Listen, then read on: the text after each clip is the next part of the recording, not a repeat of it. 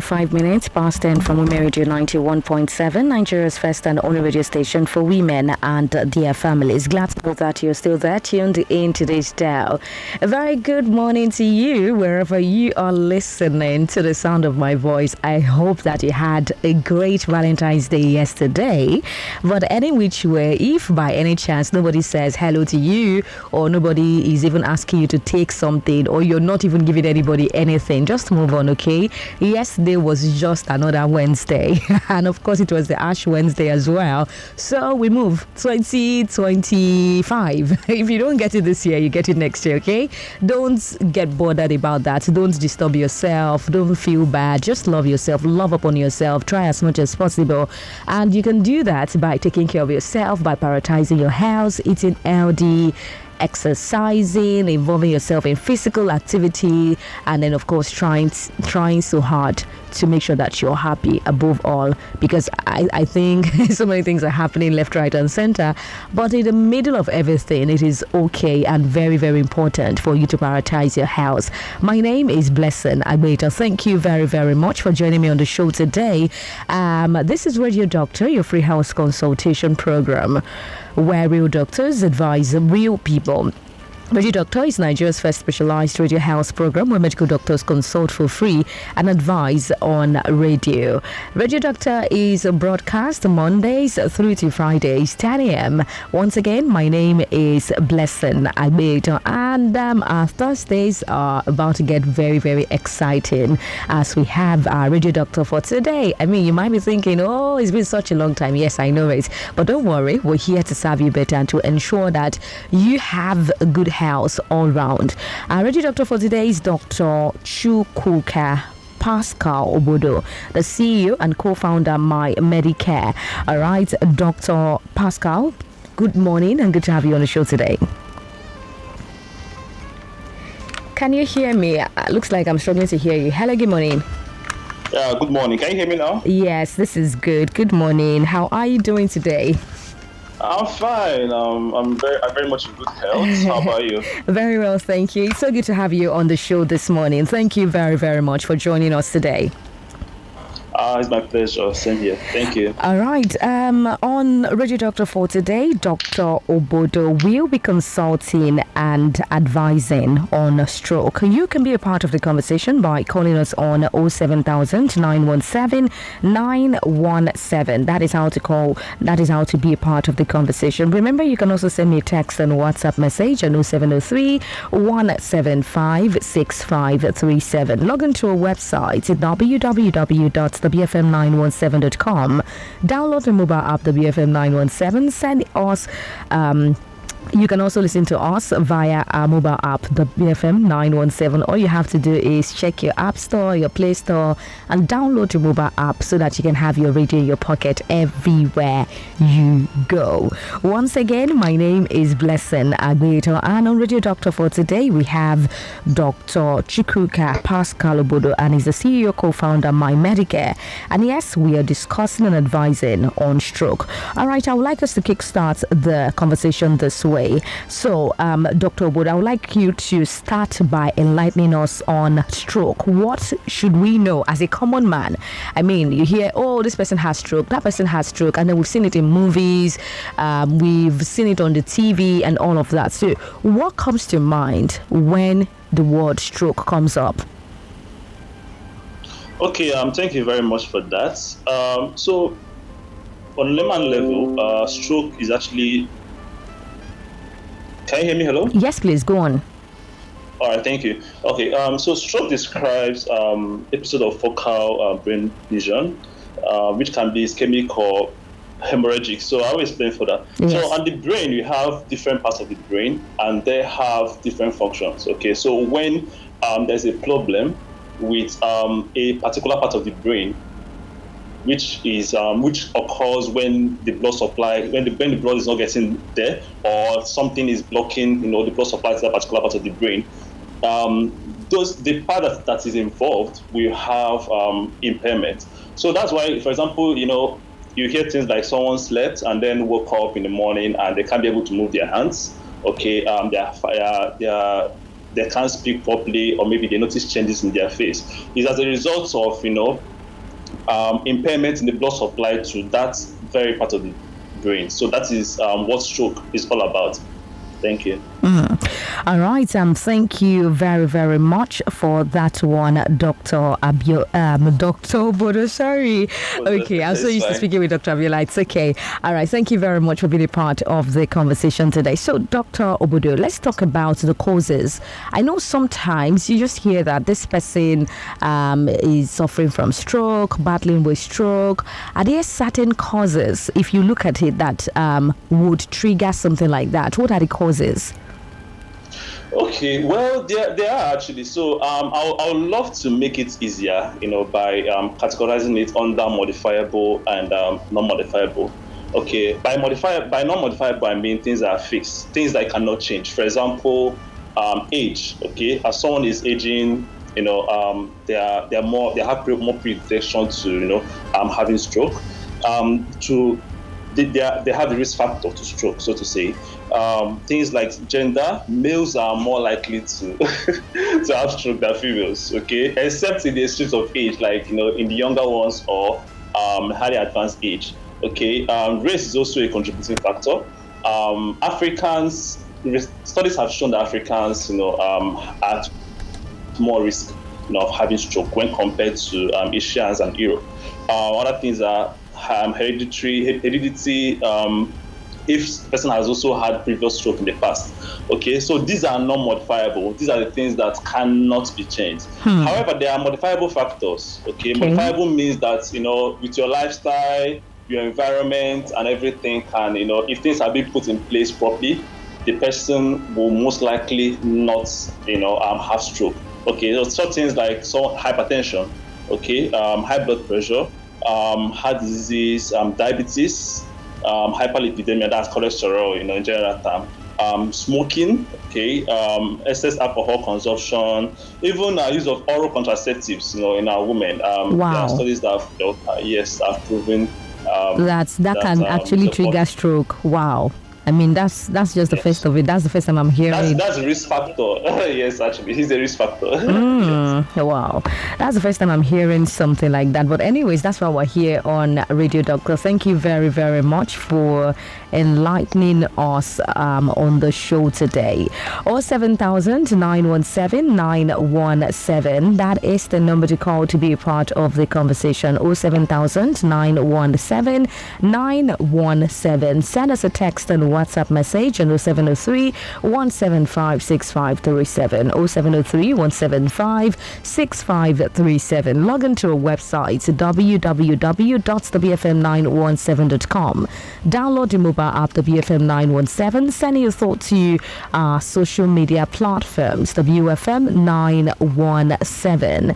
That is how you can be a part of the conversation. Once again, my name is Blessing Agwait, and if you're just joining us, you're listening to Radio Doctor. Radio Doctor is your free house consultation program where radio doctors advise real people. Radio Doctor is Nigeria's first specialized radio house program where medical doctors consult for free and advise on radio. And of course, it is broadcast 10 a.m. through to 11 Mondays through to Fridays. And yes, our radio doctor for today is Dr. Chukwuka Pascal Obodo, the CEO and co-founder My Medicare. And on the show today, we're talking about stroke. I mean, the one that took me off my seat is the fact that when some of the drugs we take as women for birth control. Is that what you said, Dr. Obodo? Yeah, oral contraceptives. Yes. Oral contraceptives can in one way or the other trigger stroke in women. God help us, because I mean the economy is saying control the number of children you have, and then you're doing this because you want to try as much as possible to reduce the number of children that you have, and then before you know it, you're taking something that might eventually trigger another thing in you. Anyways, Dr. Obodo, I would like you to enlighten us. What are some of the signs that we need to pay attention to? And I would also like to know, does it just happen over? Do you just sleep sleep and then you wake up the next day, the person has stroke already, or it starts from somewhere? Are there things, early signs, early warnings that we should pay attention to that would help us know that, okay, so when you feel this way, there's every tendency that this is just the preliminary stage of stroke in you? You know, sometimes we've heard of people say, oh, when you have chest pain, it might be an indication that something is up somewhere. Maybe you are having a heart condition, maybe you're prone to heart attack and all of that. So, I mean, what are those pointers that would help us know that, okay, so this person might likely come down with stroke, or this person might actually be experiencing the early signs of stroke? Okay, thank you very much. Okay, so well, there are signs, okay, but most of the times these signs are more of pointers to, you know, already existing complication. Okay, so and that's actually why we talk more of you know, working on your lifestyle, your dieting way before, you know, you start having these symptoms. So, but there are symptoms, okay, things like symptoms such as weakness of, you know, the face, if the person having trouble, you know, speaking, if there is a visual impairment, okay, because, you know, earlier I told us that, you know, different parts of the brain have functions. So if there's any impairment to blood supply to those regions, you know, you have this impairment. So if the blood supply to the part of the brain that is involved in sight is affected, you know, person can actually have trouble seeing, or can eventually cause blindness. Okay, things like fainting and seizure. These are some of the, you know, these are some of the signs and the symptoms, yes, of stroke. Yeah, but the most important thing is, you know, being able to prevent what will lead to stroke. Okay, yeah. Thank you. All right. Thank you very, very much for your thoughts on that one. So let me ask you this one. As an individual, if I think somebody is likely to be suffering from stroke, what am I supposed to do? Okay, so if you think someone has stroke, the acronym I will use for that is because it's an emergency, something that needs some. There should be there should be a prompt action. So how we use the acronym Be Fast. Okay, Be Fast. B stands for like so first thing you have to do for to be fast, the T there stands for the timing. So you should be able to check the time, you notice this complaint and call for help. So the other part of the acronym, the B, means this person is having balance loss. The person cannot be able to, stand properly, walk. They are wobbling when they are walking. If this person is complaining of eyesight, that's for the E. The F stands for facial drooping. The A stands for weakness of the arm. The S stands for speech difficulty. This person is, basically struggling to make sound. So the T, like I mentioned earlier, is the time. So it's very important to be able to note the time. You saw these signs, and then call for help. Okay, the person should be immediately taken to the hospital where he or she can get help. As a side note, in 2016, I was a third year medical student. My dad has stroke. Okay, and yes, right now he's very much okay, right? We're able to get him to that stage because prompt actions we are taking. Maybe he was taken to the hospital, University of Nigeria Teaching Hospital, which was actually where I did my medical school.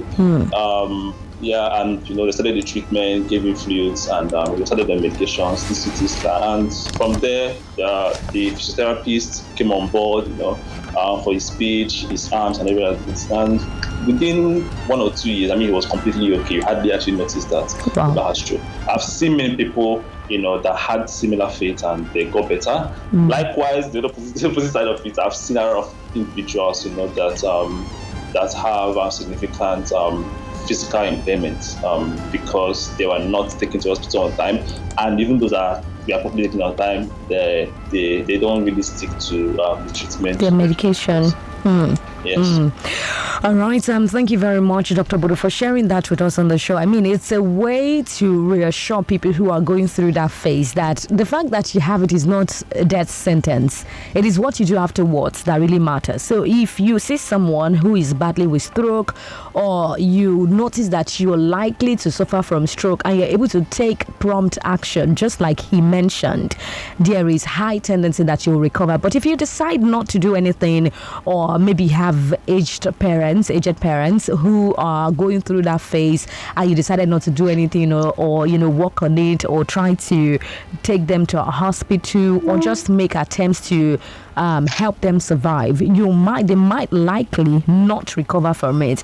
So this is just to remind you that it is not a death sentence. It is what you do afterwards that really, really, really matters. All right, this is 21 minutes past 10 from Women Radio 91.7, Nigeria's first and only radio station for women and their families. Glad to know that you're still tuned in to this dial. If you are just joining us, you're listening to Radio Doctor. Radio Doctor is your free house consultation program where medical doctors advise for free. And of course, it is broadcast Mondays through to Fridays. Monday through to Fridays, 10 to 11 a.m. My name is Blessing Agbeta, and our Radio Doctor for today is Dr. Chukwuka Pascal Obodo, the CEO, co-founder, My Medicare. And yes, you can call us on the show by calling 07000-917-917. Send us a text and WhatsApp message on 0703-175-6537. Log into our website, www.thebfm917.com. Download the mobile app, the BFM 917. Send your thoughts to us via our social media platforms, the BFM 917. That is exactly how you can be a part of the conversation for today. And remember, we're talking about stroke. That's the conversation on the show today. And so far, Dr. Obodo has been able to enlighten us about what we need to know about stroke. All right, we have this call. Let's take this call. Hello, good morning. Hello, good morning. Hello, good morning. Hi, good morning. What's your name and where are you calling us from? My name is Stella. Where is Stella? My children called me Mama. Okay, where are you calling us from? I'm calling from Opig. Okay, so please go on with your question. My children, first of all, I thank God for good work people are doing. And I say that God will reward them people in Jesus' name. Amen. Thank you. Doctor, good morning, sir. Dr. Bodo, she's saying hello to you. Oh, good morning, ma. Hello, can you hear me, ma? I'm hearing you clear. All right, sir. Please go on with your question. Dr. Obodo is listening to you. My daughter, I'm a stroke patient. Okay. My friends, this event called me since 2013. 2013. 2013. August 12th, by midnight. Are you hearing me? Yes, I'm with you. Please go on. This month is 10 years and 5 months. I've been in bed. So, I thank God for everything. I have only one child. Are you hearing me? Yes. I have only one daughter. So, I have nobody to help me. I've been in bed. Nobody to take me to hospital. As I'm sitting now, I can't stand up alone. Like as they carry a child, stand her up, him or her up. She stand alone. I can't stand alone. So I don't know what to do. I don't know. I've been begging people to come for my aid, to help me. And I don't know. Okay. If you can tell me. Okay. Okay. All right. Thank you very, very much, thank you very much, Stella, for your thoughts on the show this morning. Dr. Pascal, Dr. Obodo, did you get what she said? To a reasonable extent, yes. Although at some point, I guess there's network connection issues. I didn't hear her properly. Okay. Maybe you could help me with All right. So she was saying something about, suffering from stroke since about 2013. She says she has a child, she's on the bed, and what can she do? That's the summary of the question. Okay. Okay, Mama. Okay, well, so the first, say she had a stroke in 2013, right? Okay. And so far, okay, when she had a stroke, was she taken to the hospital? I mean, there's questions that obviously we have to ask.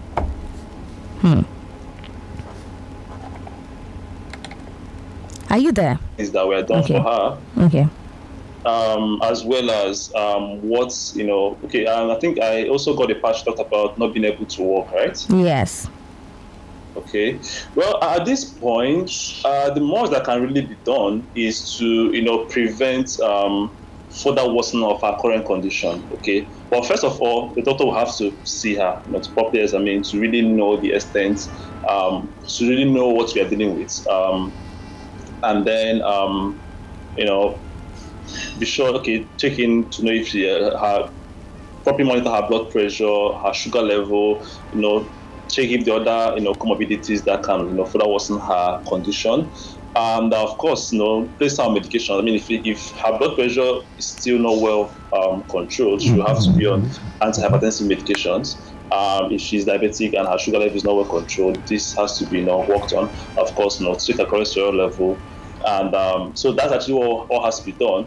The other part to it, depending on the extent of damage, okay, that we are dealing with, if therapists will definitely have to come on board, okay, to see what can be done. I mean, to work on her, for her to do certain exercises, both the ones may have to visit the clinics to do, and the ones she can actually do at home. So that's actually how. The approach that we can take on this. Thank you. All right. Thank you very much, Dr. Obodo, for your thoughts on that one. So I have a message here.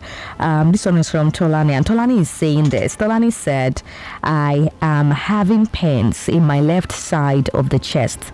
The pain extends to my breast, and I am unable to use my left with the pain increasing, maybe left arm, I suppose, and I am taking drugs for blood pressure. What can I do? Okay, thank you very much for that. All right, so whenever someone that is hypertensive, even if the person is not hypertensive, and the person comes to the clinic complaining about chest pain, the first thing we have to do is, of course, you should take your history, ask questions. If maybe when the person, if when you touch that particular part of the chest, the person is experiencing any pain. If not, it's obviously like a referred pain. Okay, it's not a musculoskeletal pain, so to say. Then we will recommend an ECG. Okay, you need to do an ECG to actually check if maybe we are dealing with myocardial infarction. Okay. Or angina pectoris. So the ECG is going to, with the medical history, is going to give us proper clue to what we are dealing with. So with that, medications can be prescribed, and you'll be fine. All right. Thank you very much for that one. Just before we move on, I would like us to talk about the two ailments you mentioned. Now you said myocardial infarction and yes, angina something. Okay. Sorry. So I would like you to enlighten us on both, because at some point I know someone who was said to have the other one, that's the angina, and a particular drug was prescribed and all of that. But even when the person did the ECG, it was not really clear. It was just showing that there were some abnormalities. All right. And after that one, it was said that the person might have to proceed to do maybe echo, but pending the time, the person might have to, use pain relief, rest, and all of that. But I just want to ask, I'm quite inquisitive. So, what are the causes of these two? What might be responsible for these two ailments you mentioned now? Okay. Earlier on, I talked about the risk factors, things like smoke, taking alcohol. So basically, myocardial infarction. Okay, so when you talk about myocardium, basically referring to the heart, okay, the muscular part of the heart. Okay, when you talk about an infarction, it means there is a problem with blood supply, and then because of that, there will be a cell death and changes that will follow up with that. Okay, so the heart also receives its own blood supply, just like the way every other organ in the body does. Okay, so if there's a blockage to the supply of blood to certain part of the heart, that will cause death. All right, depending on the extent and depending on how large the vessel is, and also the duration. Okay, but over time, if that's not properly treated, the person will start having pains. Okay, which could be in the case that we are talking about. Okay, so there are certain measures that need to be in place. If the person is taken to the hospital on time, there are so many approaches. You can go from placing the person on anticoagulants that will help to break down those that will break down what we call thrombus. These are more like just by the right word people very well to understand. Okay, but these are I use the word. They have when produced, they have the capacity to block the blood vessel. Exactly. Yeah. So in this case, they have. So there are so many interventions that can be put in place to prevent, to all of this, manage that, all of this. All right. Thank you very much, Dr. Obudu, for that. I'm quite inquisitive, and I'm going to be asking you this one after this call. Fine. Hello. Good morning. Hello, good morning. Good morning. Yes, thank you, Doctor, for enlightening us this morning. I'm Yusuf Olamide Kwadedewa from Alakoko, Lagos. All right, so thank you. So my question is somehow related to your question about heart blockage, all this stuff. Yes. So my own question is this about red oil, that is palm oil. I know it is sourced from plants as well. Plants, but, yes. Yes, but doctors do tell us that we should not take it or try to restrain from it or take it less. What are the benefits apart from maybe the disadvantages? Should we just stay away from it, or because from my own side, Yoruba, we do eat it so much. Even if you don't put it in food, you will be like a foreigner to us here. So I want him to please talk on it. So that was my question. All right. Thank you very, very much, Fola, for your question this morning. And I'm just going to add a little bit. I know that for those of us here in this part of the world, we believe so much in, using palm oil and all of that. We even believe that you can use it as a home remedy for cough, catarrh, and all of that. So bearing that in mind, I would like you to answer his question. Okay, thank you very much. So we're actually not saying that you shouldn't use palm oil at all to cook your food. For example, I love to eat beans, and of course, I use palm oil red oil to cook to prepare my beans. All right. So, but it's all about the moderation.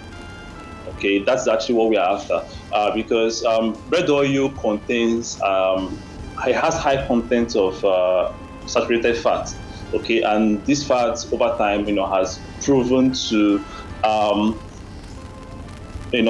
contribute, because they are basically lipids. Okay, they have proven to contribute to blockade. I've seen in the You mean palm oil? Red oil, yeah, red oil, yes. Wow. Yeah, it has a high concentration of saturated fats. Wow. Yeah. I mean, we learn every day. That's something I'm just hearing. So, just before we move away from that conversation, I would also like to ask you this one, like I said just before that call. Dr. Obodio, for people going through that phase, myocardial infarction, angina, pain in the chest, and all of that, I have heard that sometimes they just need lifestyle modification.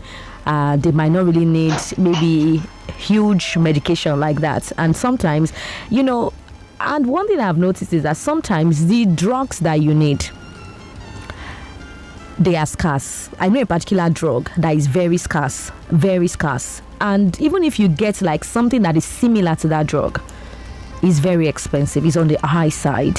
So I have two questions for you. The first one is the condition life-threatening? Like if you have that kind of condition, maybe you have a chest pain, you have done your ECG, you have been told that you have some abnormalities, you've not been able to know the kind of abnormalities, but doctor has told you that, okay, it could be myocardial infarction at the preliminary stage, it could be angina, and then you have been given drugs. And then when you check up, by the time you complained, maybe the doctor said, oh, this is angina.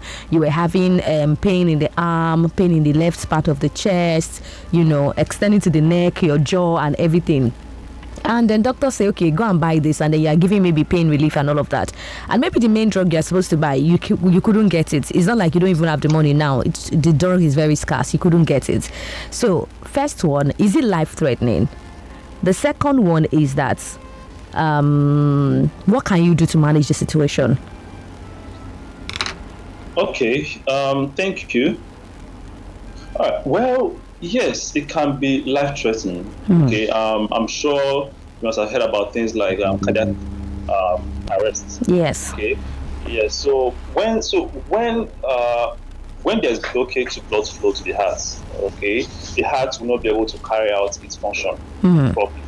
Okay. So things like chest pain can actually be early signs.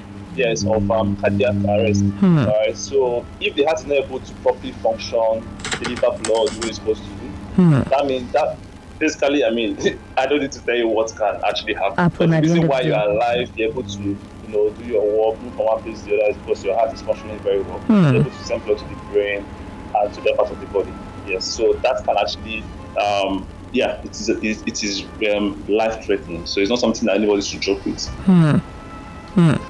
All right, so I was asking, what can you do to manage the situation? What are you supposed to do? Let's say you've been given, drugs have been prescribed to take. I know of two drugs that I've heard and I've read upon. That if you take these drugs, maybe it would free your airway, make the blood pump normally, and all of that. If you can't get these drugs and what are you supposed to do? How can you manage the situation in the sense that you get better? I know one thing you've said now is this palm oil that I'm hearing for the first time, and I'm sure a lot of people are just hearing this one for the first time. So maybe just to preempt what you're going to say, maybe some people would have to reduce their palm oil intake, because I know that especially for the Yorubas, they like a lot of palm oil. They cook rice palm oil, beans palm oil, soup palm oil, stew palm oil, everywhere palm oil. So yeah, is there a way the situation can be managed? Okay, well, number one on the list is lifestyle, okay, and diet. All right, things such as if we can be able to exercise, okay, to actually help to for your whole well-being, and of course to maintain the state of the heart. If the person is hypertensive, taking their drugs, if the person is diabetic, being able to take their drugs. If the person smokes, okay, or the person should, as much as possible. I know it can be very difficult, but smoking goes from shisha to marijuana to cigarettes, whatever. Yeah, that has to, you have to puff and all. The person should completely stay away from it. Okay. And I also talked about so that's the basic. And the person takes alcohol, person should stop like significantly. If the person, I know it will be very difficult because when most people that take alcohol, they suddenly stop, they can have withdrawal effect, or something that can taper down with time. Okay, for example, you are taking like 20 bottles of alcohol within a week, can be able to reduce it to 10 within the first 1 month, to 5, 1, and it will be a lot more easier that way than just saying, okay, I'm going to stop alcohol completely. Okay, it will come with its own challenges. Yes. So these are actually things that they are alternative ways that such a person can properly monitored and managed, without. The drugs are still very much important, okay, but in addition to the drugs, these are lifestyle. These are things that need to be done. Exactly. As a matter of fact, we preach a lot on lifestyle and diet. Okay. Yes, because just like if you have a basket and you're pouring water inside it, okay, the water will keep flowing out. All right. So if the person keeps, if the person is doing a sedentary lifestyle, the person doesn't go to work, the person basically stays or lies down all day at work, doesn't exercise, or just sits for hours. Alcohol. Exactly. And at the end of the day, the person keeps popping the pills. It might not it will not really do magic, because you are still exposing your system to the things that can to risk factors to the myocardial infarction, stroke, high blood pressure, and those of other things. Yes. All right, thank you very much for that one. Tolani has sent another message, more like an addition to the first one she sent. So she said, can you ask, I feel pains when I breathe with the issue I mentioned earlier. Let me just refresh, say what she said earlier. What she said earlier was, I am having pains in the left side of the chest. The pain extends to my back, and I am unable to use my left hand with the pain increasing. I am taking drugs for BP. And then she said, can you ask, I feel pains when I breathe with the issue mentioned earlier. All right, so what can you say is wrong here? Okay, well, so when someone complains of pain and breathing, these are still the symptoms or signs of, cardiopulmonary impairments. Okay, that's talking about the heart and the lungs. So the history she gave, as much as I understand, but is not sufficient enough, because there are so many questions that have to be asked. Okay, when do you just only when you breathe? Okay, and when you lean forward, do you feel these pains? Okay, do you have shortness of breath?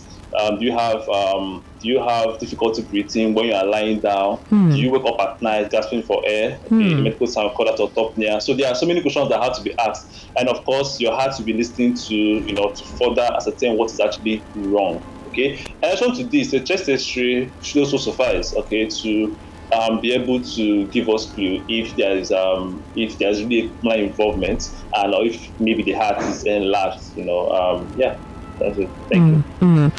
All right. Thank you very, very much for that explanation. So all the same, you're still saying go see your doctor, go check, do your X-ray. I mean, you said something like, you said two things. You mentioned X-ray and then you mentioned ECG. So, Tolani, I really do hope that we've been able to help you on the show today. Please take your health serious. All right, we have so 07000 917 917. That is the number to call to be part of the conversation. This is 17 minutes right before 11 from Women Radio 91.7, Nigeria's first and only radio station for women and their families. You can be a part of the conversation by calling us on 07000 917 917. Send us a text and WhatsApp message on 0703 175 6537. Log on to our website www.thebfm917.com. Download the mobile app, the BFM 917. Send your thoughts to our social media platforms, WFM 917. That is how you can be a part of the conversation. If you are just joining us, you're listening to Radio Doctor. Radio Doctor is your free health consultation program where medical doctors consult for free and advise on your women radio. And yes, it is broadcast Mondays through to Fridays, 10 a.m. Through to 11 a.m. Today on the show, we're talking about stroke. My name is Blessing Agbeto, and our guest for today, our radio doctor for today, is Dr. Chukwuka Pascal Obodo, the CEO and co-founder of My Medicare. All right, we have a here. Hello, good morning. Hello, good morning. My name is Aminu Musa, calling from Ikorodu Houses of Lagos State. Hi, Aminu. Good to have you on the show today. Yeah. Good morning. Good morning. What I want to say concerning that the lady, whether it's a lady or a man, Tolani sent message concerning if he's breathing, feeling pains on his chest, affecting his back. Because there was a time something like that happened to me. Even my left hand, I cannot raise it. At times, when I carry something that is heavy, I will be feeling the pains. But I went to hospital, so to go and do checkup and all the rest. Then they now find out that it's an ulcer. Because what I just want to say that the ulcer. Okay. So it's an ulcer. But when I breathe in, I will be feeling the pains in my chest affecting my back. So when I start taking all those drugs that they give me after some time, the pain stop. Or it can be like, I'm not saying that it's ulcer, but I'm just saying what happened to me. Okay, something like that. Your experience with us. Yeah, I experienced something like that. But after some time, went to hospital after taking those drugs and all the rest. So I stopped having those feelings.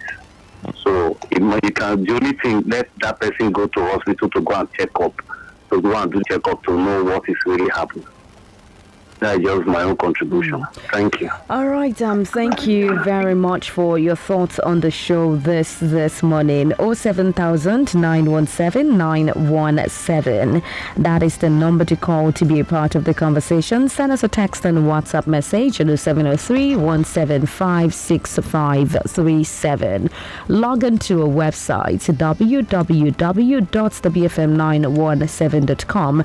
Download the mobile app, the BFM 917. Send your thoughts to our social media platforms, WFM 917. Hello, good morning. Good morning. My name is Matthew. What's your name again, please? Matthew. Matthew from Ikeja. All right. Thank you very much, Matthew, for joining the conversation today. So please go ahead, Matthew. Okay. All right. What I want to ask doctor is this. I scratches all over my body. You have what? Whenever I take my bath and wipe, if I take my bath right now, if I just feel wipe my body, itching all over my body. And secondly, I have boils, whitish boils on my private part, which has nothing inside. But it's just, when you're looking at it, you think it has some things inside, but it's very hard. And each time I go to hospital to run for infection test, I don't have infection. But with me, I know that I have infection. But I've gone to so many tests, and they keep saying that I don't have infections. And those things, and all this scratching all over my body whenever I take my bath is there. But if I go to hospital, they will tell me that if I do not test, they will tell me that I don't have infection. Okay. So, Dr. Obodo, did you get that? Yeah, at a point, his line was breaking, so I didn't. Okay, so you might have to repeat yourself, please. Turn down the volume on your radio. Okay. So yes, what's the question you're asking? I got the part that you said you have rash on your body and then you have a little bit of boil without pores. That's what you're saying on your private part. Am I right? Clearly now, if I should repeat it. Oh yeah, now. Is that what I say? Yes. Okay, I have boil on my private part. Okay. It's boil, but it cannot burst. Okay. Go for years, and if I finish taking my bath, all my body will be scratching me. Okay. How long? Then I've gone to hospital, I've run tests, and they said I don't have infection. Okay. But this has been there for years, and really having it. Okay. Yeah. Okay. All right. Thank you very much for calling us on the show this morning. Just listen over the radio so that you can hear the doctor's response to your question. Dr. Obodo, did you get that? Yeah, I think I got that very well. Yes. Well, a lot of many adults, mostly males, have recurrent boils. Okay, the medical term for it is furunculus. Okay, quite a lot of times it can be from the way they are shaving. Okay, quite Okay. a number of us, maybe when we are shaving, we are rushing very fast. So this hair can find the hair you have already, shaved off can still find its way back into the skin. And the hair actually is a weapon, okay, and that can, cause inflammation of the hair follicle with infections of the hair follicle. It doesn't mean that you have a sexually transmitted infection, so to speak. Okay, yeah, so it could just be like a local skin infection. I said it could be, because there are so many things that can that comes to mind when someone presents with say ball. So I will ask questions like, okay, how is it just one? Okay, is it multiple? Where is the location? And of course, you have to look at this ball to ascertain really what might be wrong. And of course, the regular screenings, screening for other things like syphilis, as well as doing the routine, the urethral swab MCS to really know if maybe there's an organism present in the urine. There are hosts of other screenings that can be done to better help diagnose what is really wrong in this case. All right. Thank you very, very much, Dr. Obodo, for taking out your time to enlighten us on the show today. We have to run along. But before then, I would like us to take this message. This one says, having pain in the left side of my ear and some days it changed to right. The nature of the pain is external. What are the causes? I am 75 years old and I have never had such pain before. Exactly. So this is a question here. What are your thoughts about this one? Why is this person feeling this way? Okay, so let me also talk about myself. I think for a while I've been having ear pain, and then it would come, it would go, it would come, it would go, it would come, it would go. So each time I feel it, it comes to my jaw. It spreads to my jaw, left side precisely, and then at some point, whenever I take ear drops, it would relieve me like 2 days. Sometimes I won't be able to turn my neck to the other side, and all of that is like it's recurring. What could be the cause? Okay, well, there are so many things. So one, why asking questions that's taking the medical history. You have to, okay, in this case, she's an elderly. As someone is aging, they are prone to arthritic changes that occur in the joints. Okay, that's one on the list. The other part to it could be an infection.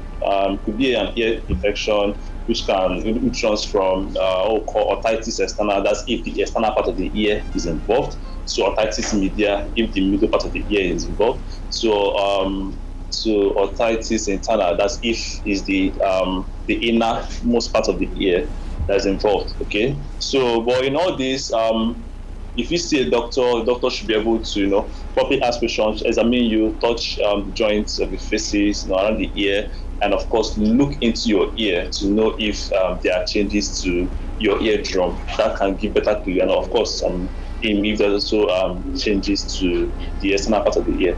Yes. All right. Thank you very, very much for being a part of the conversation today. I must say today has been really enlightening. I mean, we've been able to enlighten a lot of people with calls coming in left, right, and center. So thank you very much, Dr. Obodo, for your thoughts on the show today. But just before I let you go, I would like to ask you, what are the lifestyle modifications that, as individuals, we must try to imbibe in? What are some of the things that we need to do to ensure that we don't come down with stroke? What are those things we need to pay attention to? Are there certain food we should avoid? Are there certain food we should stick to? Like this palm oil now that you mentioned, Omo, it's still doing me like, I don't know. It's still somehow to me. So are there particular food we should avoid totally? Are there food we should, bring into our lifestyle and all of that?